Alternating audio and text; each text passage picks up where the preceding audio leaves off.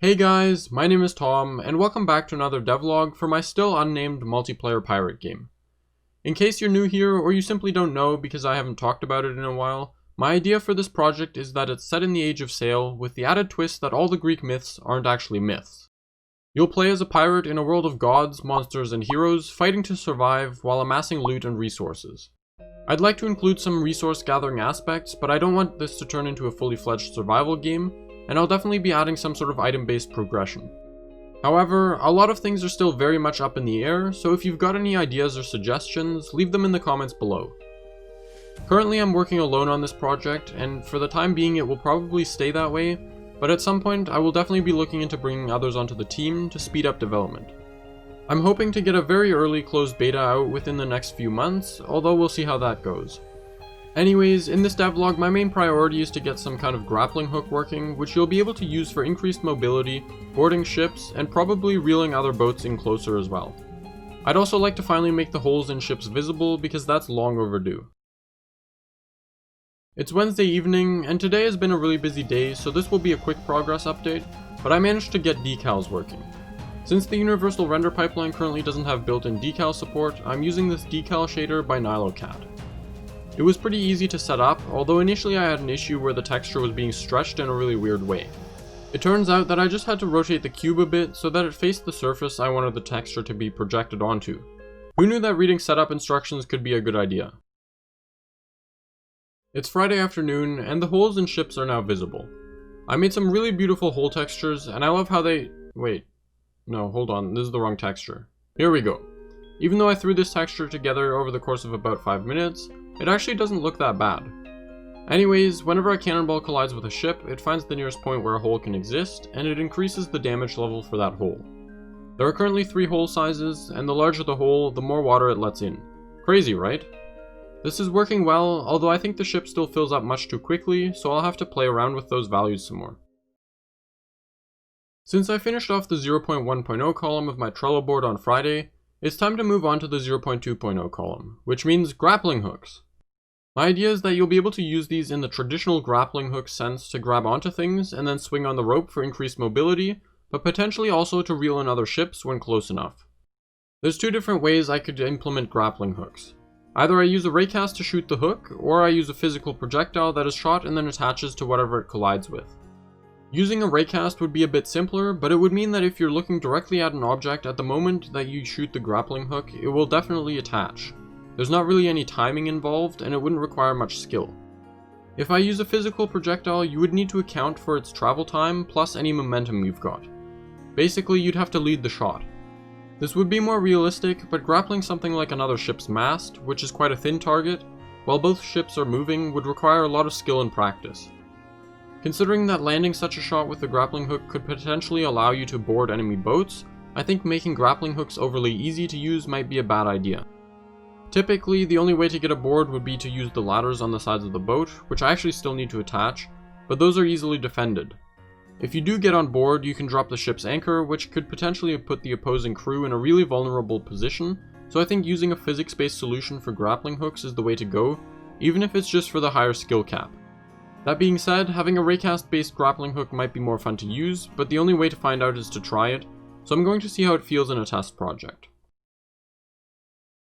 It's Thursday evening now, and I finally got the grappling hook fully functional in the test project. I was hoping to have this done this morning at the latest because that would have given me some time to fix a few bugs, but I once again had my expectations set too high for myself. You'd think that by now I would have learned to expect too much, but apparently not. I ran into some issues with the spring joint I'm using for the grappling functionality. At first, when attaching to moving objects, the collisions between the player and said moving object would stop occurring. I was able to swing right through the moving platform. It turns out that by default, spring joints disable collisions between the 2 joined objects, but there's a handy little boolean which you can set to true to re-enable them. After that, I had some trouble with removing the joint. On some occasions, the grappling hook would detach without properly removing it, and when you grappled again, there were suddenly 2 joints. This was kind of difficult to reproduce, so it consumed way more time than I would have liked, but it's fixed now. To shoot the grappling hook, you simply left click, and to reset it, you click a second time. Currently, resetting the hook happens instantly, but in the future I'll probably need to add some kind of delay where the hook is pulled back to the player, or discarded and another is loaded. Also, if you manage to attach to something, holding right click will gradually shorten the rope. Seriously though, this grappling hook is so much fun to use. It makes me feel like an absolute ninja and I love it, and I've probably enjoyed playing with it a bit too much. I think most of my concerns about it being too difficult have been alleviated, because once you get used to the way it feels, it's fairly easy to fling yourself around, at least with static objects. Doing so on other ships will of course be a different story, especially since the mast is a bit thinner, and that's probably where you'll be aiming if your goal is to board the other boat by swinging over there. However, I think that'll leave plenty of room for mastering the art of the grapple, without it being too hard to use for basic mobility. Before I go to bed though, I wanted to ask you guys for your opinions on how I should approach the ammunition side of grappling. Using the grappling hook is a lot of fun, so I'm a bit hesitant to limit its use by making it ammo based. Also, it's quite easy to miss a lot of shots, so it's possible that you'd run out of ammo really quickly. Not to mention that having to reload the grappling gun mid-air would make it virtually impossible to grapple multiple times in a row, which is honestly the most enjoyable part. At the same time, the real-life equivalent of this technology during the Age of Sail would have probably just been a hook attached to a rope, and if you missed your shot with that, you need to reel it in again. Currently, the second click will instantly reset the hook to your gun, which doesn't seem right, but it not coming back immediately would once again impede your ability to grapple multiple times in a row. So basically, I feel like the grappling hook is currently almost too overpowered in a sense. It has unlimited uses and reloads instantly, but I'm not sure how to change that while maintaining the fun aspect of being able to grapple quickly. I'd love to know what you think I should do here, so regardless of whether you've got a genius idea, or if you think it's fine the way it is, let me know in the comments below. That being said, all the grappling functionality is still in my single player test project, so tomorrow morning I'm going to have to move it into the real project, which also means synchronizing everything. Hopefully that'll go relatively smoothly.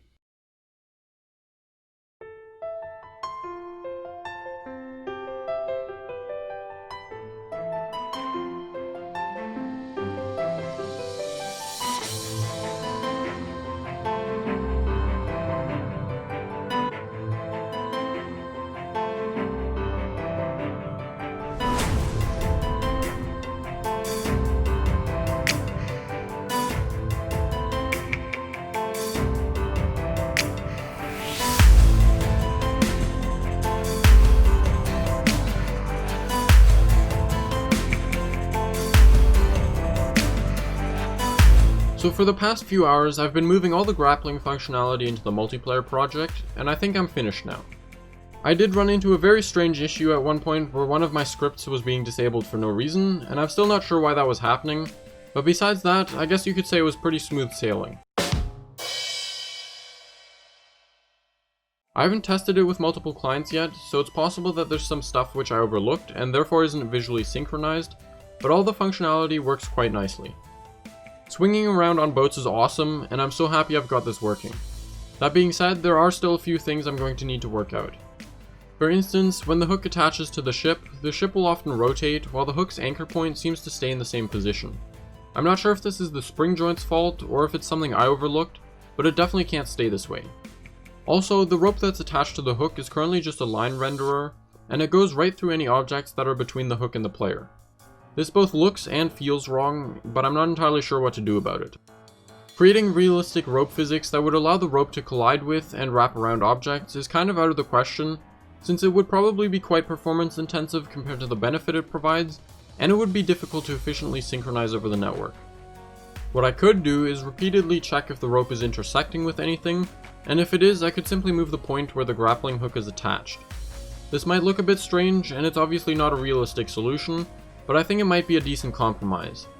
It would also make it slightly easier to grapple onto things, because even if the hook itself misses, as long as the rope intersects the object at some point, you'd be able to attach to it. If you've got any other ideas or suggestions on what to do about ropes clipping through objects, please let me know, and don't forget to obliterate the like button if you enjoyed the video. Also, in case you haven't done so already, consider subscribing so you don't miss any future videos and project updates. With that said, thank you so much for watching, I really appreciate it, and I'll see you again next time.